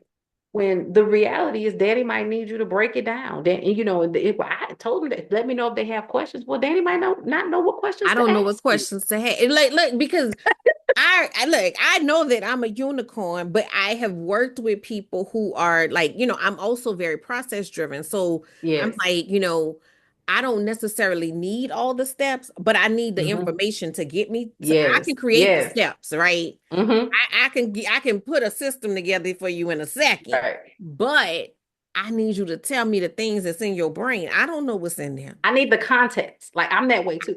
I I don't need know the what's full in there. context. So, Now, and I once you think give that me we that, do that a good. lot. We do Mm-hmm. that a lot where we just show up and then we just say like a snippet, but I'm like, I don't know the rest part because you just didn't, And guess like what? it was a Then movie. there's Look, it was a movie about vampires. But what okay. happened in the Right. like I can't go tell nobody else about the movie. And they All go I know is go they go had promote the vampires. movie. Go promote the movie. It's about vampires, and you're like, okay, wait. But here's the other piece. There are some people who can't come up with the process, right? Right. I had this conversation recently too. You're going to have some people on your team that cannot create the process. Now, what they can do well is execute. Yes. Okay. And I had to learn about myself. I don't enjoy, at least at this point in life, I don't enjoy the execution. I like you give me the problem, I create the solution, I lay out the process, and I'd like to hand it to someone else. So here's the thing, but you need them too, right? So people Right. get frustrated sometimes because, like, well, I need to hand this off to them. You can, you just need to go ahead and lay the process out, and then they can execute Right. flawlessly. There Right. are people who that is their strength, that is their skill. My friend, she always says she's a great executor. She will have a call with a potential client and say, listen, you need to talk to my friend first, and then once y'all figure out the plan, then come back to me because she's Right. like that strategy side. She's like, that's not me, That's not but her I can thing. execute. And I will say, hey, if you need somebody to execute that, okay, then you can call her for that part, but I'm gonna help you figure out what needs to be done. So it's just opening our minds to different ways of approaching things, different Hmm. ways of, structuring our businesses, different ways that we utilize the true human capital that we have. Most people want to show up and do a good job. And if you can influence them positively and make them want to work for you, you have them believe in your vision, they want to do a good job. Right. Now, does that require a little bit more work from you, leader? Probably. You're probably going to have to put some time and effort into laying it out so that they can be successful. But once you do, it pays off dividends. Now we can begin to scale. Now you can really begin to expand because they're comfortable, they're knowledgeable, they're capable, and they can then continue to execute. But it's like it breaks down when we have these expectations of people just coming in and being able to do exactly what we can do. Right. And I'm an analogy girl. So this is what came to my mind when you said that. Think about when you have, let's say you're having dinner and everybody's bringing something. Mm-hmm. They got certain people that set up to do that macaroni and cheese. There's certain people. Can't everybody That's touch their that thing. potato salad? You know what I'm saying? Like there's certain people that Yes, have been yes. ordained by the Lord to do those To things. make potato salad. There are certain people that their capacity is bringing them plates and them sodas. Stay in your lane. Stay in your lane. Do not assign a soda I love that. to do because I'm visual. So imagine the person Mm-hmm. that y'all been assigned years ago to do bring sodas, and you had your They're reason, not they making a potato salad this year. and then they say they're making a potato salad. Lord Jesus, that Because is a that is catastrophe. and so it's like even with especially with small businesses, I find too where they go, I need this person to do all these things. And so as they're telling me all the things, I go, well, wait a minute, you're talking about two different skill sets. you want someone who's deeply analytical and administrative and can do your back office record keeping and all of that, but you also want them to handle sales and client relationships. And sometimes you get people who can balance both sides, right? But more often than not, I'm like, instead of you trying to hire one person, can we maybe split this role and have two part-time people and this person do this piece and that person do that piece? Because again, a lot of times we think of things in such a finite way. I need to hire a person and I only have the money to hire this person. Instead of thinking creatively, well, we can take those same funds and if we can get people, because if you can put people in position to leverage their individual strengths, they're gonna be better off, and so will you. You'll be able to Absolutely. accomplish what you set out to accomplish. Because when you're trying to everybody can't stretch, everybody can't be Mm-mm. stretched in all these different directions, No. and then And you're you're wondering why the team's not working. because it at that point it's not stretch, it's stress. Mm-hmm. Oh Because yeah. you're pulling them out of their role. Like I had a client that I Yes. had to explain to her. She kept trying to have this one lady do all these different things, and then she kept switching it. And I'm like, Yeah. she is like this. Like she Mm-hmm. would, you know what she wants for you to give her some work and then leave her alone, and then she's gonna finish it and then she's gonna be done. I said, but you keep pulling her in and out and in and out, and that's not her personality. And And it's so, like they you have want the to. person to stretch, but the leader doesn't want to change their way of thinking or the way they position the role. No, And I just you have said, to stretch. you have the greater responsibility to be flexible and to do things differently because you are the leader. Like this is your business, this is your baby. So it's just, again, this is why you have to, even just listening to this podcast, you have to put yourself in position to be able to get these messages, to be able to challenge your thinking and approach it in a different way, because you may be thinking very finite. I need this one person that does it all. And especially in today's society where so many people are looking for fractional work, so many people are looking, I just want to do 5, 10 hours a week Right, in my zone of genius. And then, I want to go on and live my life. So you don't have to limit yourself to 40 hours a week for a role and trying to smash all these responsibilities into right, one role. right. And then you're gonna get the best out of that person. Absolutely. You're going to get the absolute Absolutely. best out of that person when you let them thrive in what they are good at. You mentioned Absolutely. earlier about not about that person telling you to be different. That is not the Mm-hmm. way to get the best out of somebody. Let them be 100% who they are because Mm-hmm. they're going to shine, and let them be in a role that complements who they Mm-hmm. are naturally. You can't hire somebody who decided they wanted to do back office work and be like, oh, I need you to go do sales. They don't want to. That's not, and here's the thing, one of the tools that we use is called a support challenge matrix. You have to give a person an adequate amount of support and challenge. We all need that, right? They can't just stay stuck and not evolve. You can't just stay stuck and not evolve, but you also can't just all the way challenge them to be different all the time without providing them support. You want to get to the point where you essentially liberate them, right? When you Right, give effective support and effective challenge, they become liberated and they become the best version of themselves. And that is what you need to have an effective and, a long-standing relationships and teams. That is how you cultivate that. And so it's just some of our thinking has to change and some of the yeah, ways that we show up has to change. And we really have to do a better job, like you said, of leaders, of examining ourselves and being honest with ourselves and dealing with our stuff. Because there's so often that small business owners call me, baby, why are you on this phone hollering and screaming about something? You're way right, too emotional. You have to be able to right, control your emotions. right. Let that go. And sometimes, like, and I get it. Like, there have been a couple of situations where I'm like, okay, I'm gonna go to jail today. I'm gonna go to jail today. I'm gonna go to jail today. And but those were legitimately Yeah, like on that the level. real reasons, On that right? level. I'll tell those stories on a different day at a different time. But it was on that level. But it's Mm-hmm. learning that sometimes you are again adding emotion to things that don't require emotion, or reading emotion, you got triggers into that you haven't dealt with, right? oh my goodness, yes. You We know, are, you got triggers that you yes. haven't dealt with, and somebody just simply asks you a question, and all of a And sudden you went off. your neck is going and your finger Yes. wagging, and I'm like, wait, what happened? The person just Wait, said what time baby, y'all close. what? They just Where asked what it time you hold on, because then that's like we have to now explore the deeper issue. Why are you reacting in this way? But again, you have to deal with your stuff. You have trauma, you have triggers. And so sometimes people will say, well, how can you be so calm all the time and blah, blah, blah. And I'm not always, but more often than not, I'm searching for the facts.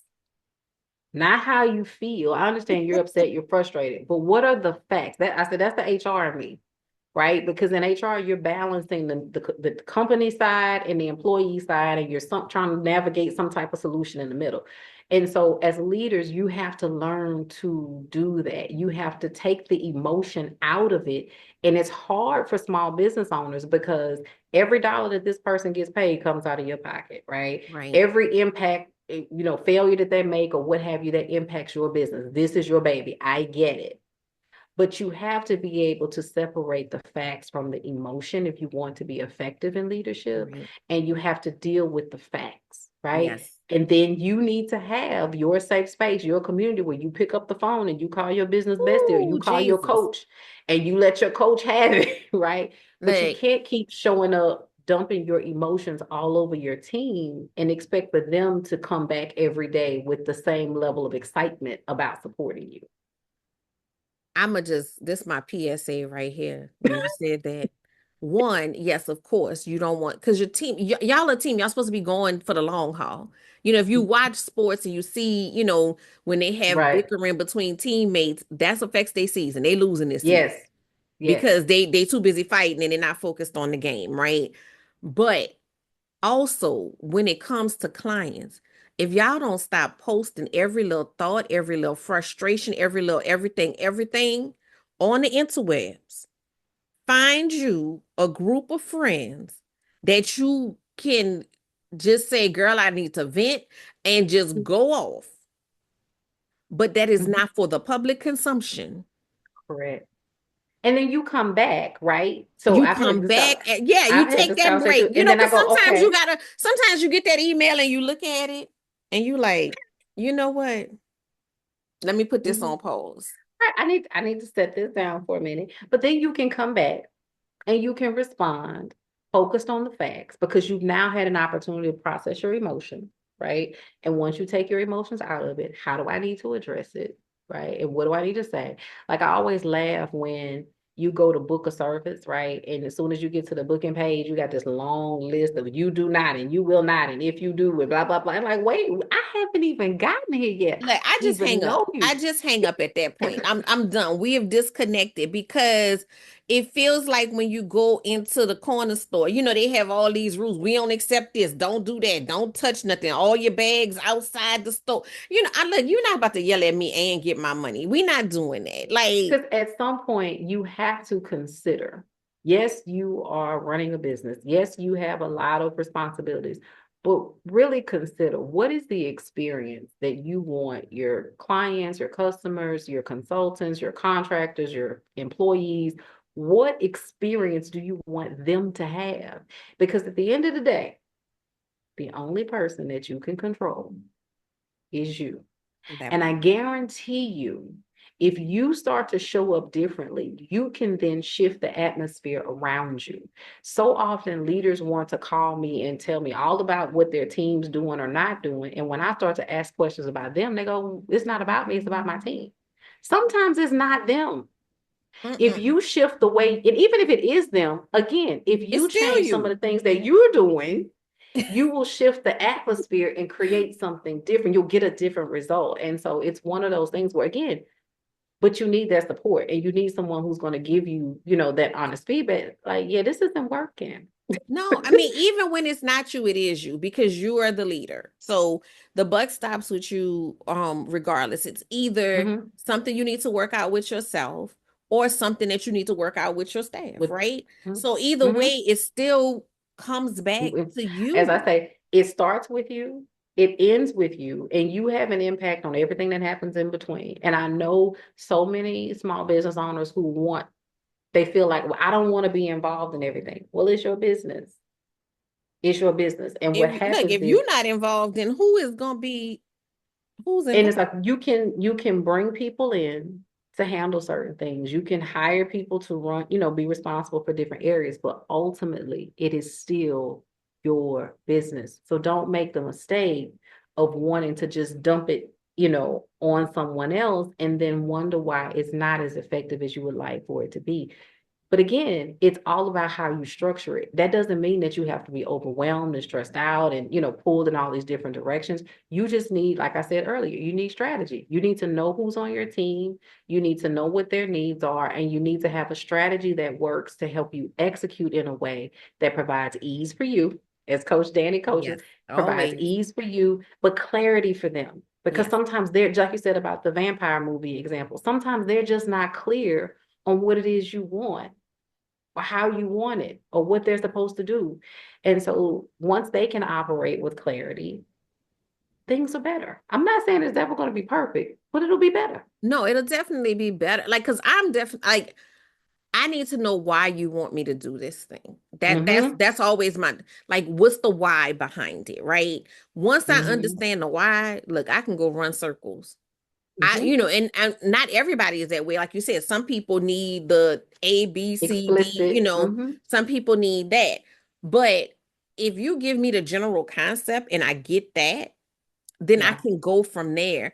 But some people want to be so checked out, you're not even given that general concept. And you think that Yes. you are, but you haven't. You really haven't. Or for a lot of us, and I know this happens to me too, we've planned it out and thought through it so much in our heads. And because it's our thing and it's what we do naturally, it makes perfect sense to us. And we have not considered how to make it make sense for other people. No different than I've been studying leadership for years. I've been in leadership courses for years. I have a leadership development certificate. I have a degree in management. I've been in executive roles. So, like, for 20 plus years, this has been a part of my world. So, if you present me with leadership concepts and things like that, it makes perfect sense. It clicks for me, right? No different than if I gave someone who's been an accountant forever some financial statements, they know what to do with that. But you Mm-hmm. have to consider, how is it that I boil this down or break this down in a way that other people can now take the vision and run with it. And guess Yes. what? You may not have the answer for that.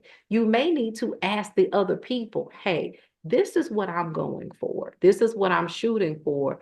Now, let me know where you see the holes. Let me know what you need to be successful. There's a level of humility you have to have as a leader and understand that I have to show up authentically and let people know that I don't expect to have all the answers, but together, if I put my expertise with their expertise, we will figure it out. And that is how you then empower people to want to work for you and with you, right?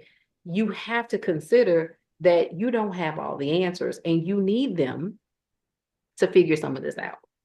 And there's no expectation. You creating that expectation yourself. There's no Yes. expectation that Yes. you have all the answers. There is not. Correct. And I honestly respect people more when they can say, I don't have all the answers. There's What do no you think? Right. expectation of that.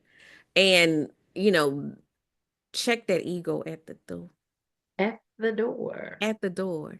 Because it's just not necessary. Like you don't have to, you already in charge. You don't have to prove who you are, right? And Like, the more that you liberate them and put them in position to be their best selves, right? The more peace you'll have for yourself because things will be more effective and more efficient. And that's where you get to the peace. And that's essentially, like, you've helped me in a nutshell describe what I'm trying to get leaders to do. I want you to understand the power of you liberating them. When, if you want, we want to identify what you want out of the situation, and the pathway to getting it is for you to liberate and empower these folks to be the best versions of themselves so that you can get what you ultimately want. And guess what? They get what they want out of the situation as well. right. Everybody wins. And Everybody wants. I don't want to start a whole new topic because we need to wrap up, but I because we've been talking, but I mean, it's just I know. let it flow. I'm telling you, I Yes, let it flow because God creates something beautiful with this. But absolutely. you know, when we're sitting there and we're looking at letting those people shine and letting them feel that liberation that you speak of, that also leads to loyalty. That's a whole different conversation about Yes. retention, but that leads to loyalty because when people are happy in their jobs, like, there's some people, yeah, that want to start a business and do all this. Right. There are a Right. whole lot of people that just want to go to work every day, have peace, and come And home. that's it. And you have to put them in position. Like I remember having people who were like, hey, I want to learn how to do this. Can I take on some of these responsibilities? Okay, cool. Well, I'll coach you through it. I'll walk you through it. I'll let you sit in. Okay, you watch, right? Then we get into the stages of delegation because let's also talk about the fact that there are stages to delegation. You don't just Right. walk in and hand people things, but you walk them through that process. And if people feel like they're being developed, if they feel like they're gaining skills, if they feel like they are making an impact and making a difference, they're going to be more liable to stay with you.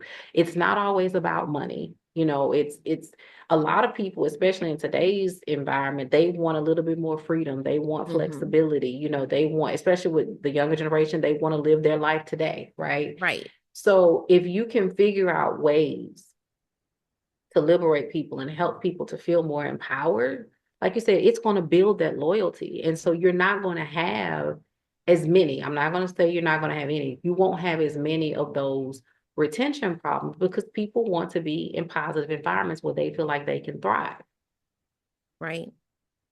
All right. I'm gonna wrap up because I could We could go all day. we Look, we could could we go could go all all day. day and all night because I love Yes, this yes. conversation. I'm so glad that you came on here and talked to us about Thank you. I really leadership. appreciate you. Like, because I Yes. mean, I just it hurts my heart sometimes when I see that people don't see themselves as leaders. And Yeah. you are a leader. It's just, your approach may just be slightly different. Hmm. But I'm gonna do these wrap-up questions. We're not Okay. All because right. we can go back in, but all right. So I could talk about this all day. the first question is, tell me about your favorite pair of pajamas. Oh, so this is one things that are comfy, like very soft and comfortable, because also I'm a woman of a certain age and I need to be comfortable, but I also want it to be cute, right? So I'm all about comfort, all about being able to be relaxed, nothing too restricting, so Hmm. comfort for sure, soft, look Yes. soft. Oh, I love us. Like, Um, something like this because this sometimes I pajama touch the shirt. material and I'm like, Yeah, that ain't it. Yeah. why would you make this? Look, I don't want the fake satin pajamas. Mm-mm. Mm-mm. I want something nice and soothing and soft on my skin. So yeah, something soft but also cute. Okay, awesome, awesome. All right, my time freedom allows me to. Mm. I'm working on this, but my time freedom allows me to be the best version of myself, not just as an entrepreneur, but as a woman in terms of catering to myself. It allows me to be a better wife and a better mother. So I can have some slow mornings. I can have time to think. I have time to read. I can have time to have lunch with my husband or have date night. I have time to attend my children's events at school. I have time to pick them up from school, drop them off from school every day. Sometimes I hate it, but hey, I also know that it's a blessing to be able to do it because there was a time where it was more difficult to do so. So that freedom, for me, it allows me to live the best version of my life.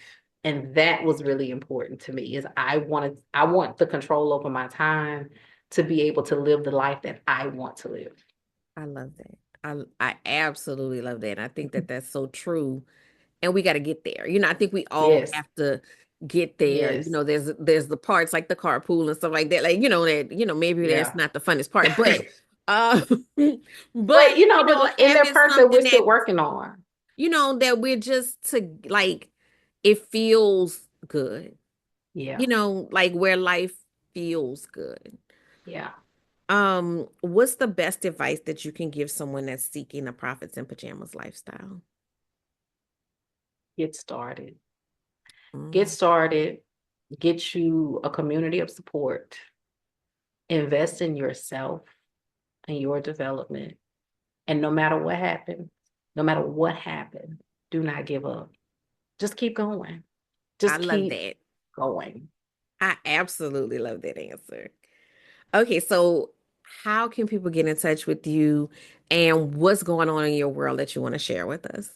Well, the best way to get in touch with me right now is LinkedIn. As I mentioned, I'm evolving. I've gotten married. I am in a pivot in my business, so you'll see new collateral coming out for me. So connect with me on LinkedIn. It's Jovon Brumfield Richardson. My name is spelled Jovon, just to you make sure you can find me. But connect with me on LinkedIn. Sign up for my mailing list. I am developing a group coaching program for leaders. And I'm actually looking for a handful of people to help me with the pilot because I too understand that I don't want to present and teach just what makes sense to me or how I think it needs to go. So I'm going to be hosting a pilot program very soon, and I'm looking for a handful of leaders to be a part of that pilot and give me feedback because I want to give it to you in the way that it makes sense and is most impactful for you. So connect with me. Let's stay connected. If you're interested in being a part of that pilot program, let me know because it'll be a limited number of seats available. But if I can help you on your leadership journey, in any way or team development, please let me know. This is a passion of mine, and I'm excited that I have the privilege to do this every day. Beautiful, beautiful. Y'all get it on that. Don't miss out. Make sure you sign up for the newsletter. Make sure you stay in touch. For some of y'all just learning for the first time today that you're a leader and people Yes. around you been new it a whole long time. But that's okay. You learned today and you're ready to You step into know. leadership, Let's right? go. Let's So, go. I just want to thank you, Javon, for being here, Thank for you. sharing, for your authenticity.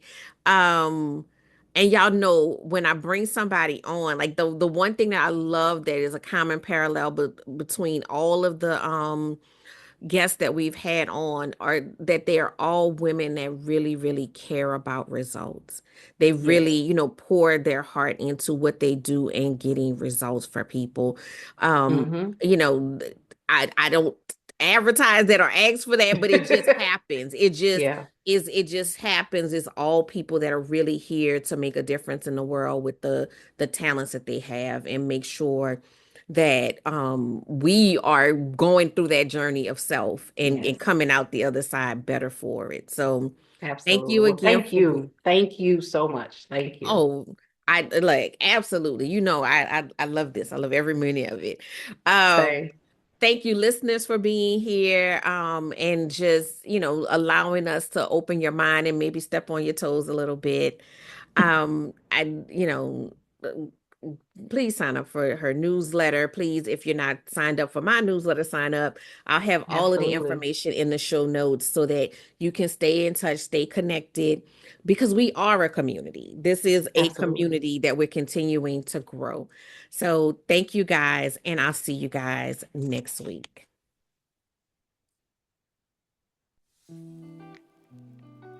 Thanks for listening to the Prophets in Pajamas podcast. I hope you got some great tips to start working with these. Want to stay connected? Follow me at Your Workflow on Instagram, Facebook, and TikTok. For more information about creating balance in your life, register for my upcoming calendar detox challenge at CoachDanniD.com. Don't forget to subscribe, join the community, and book a call to find the workflow program that best fits your needs.